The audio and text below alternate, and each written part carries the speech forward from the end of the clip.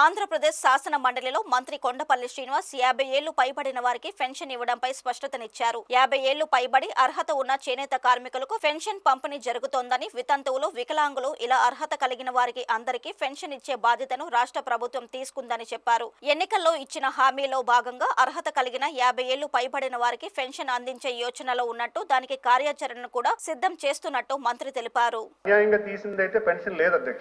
అంటే ఇక్కడ 50 ఇయర్స్ గురించి పెన్షన్ గురించి చెప్తున్నా అధ్యక్ష.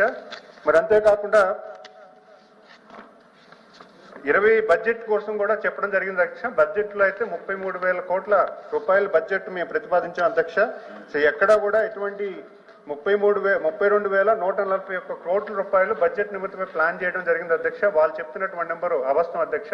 అది కూడా నేను కనుక్కున్నాను. దాని నిమిత్తే ఈ నెక్స్ట్ ఫైనాన్షియల్ ఇయర్ బడ్జెట్ లో 32,141 క్రోర్స్ ఇవ్వడం జరుగుతుంది అధ్యక్ష.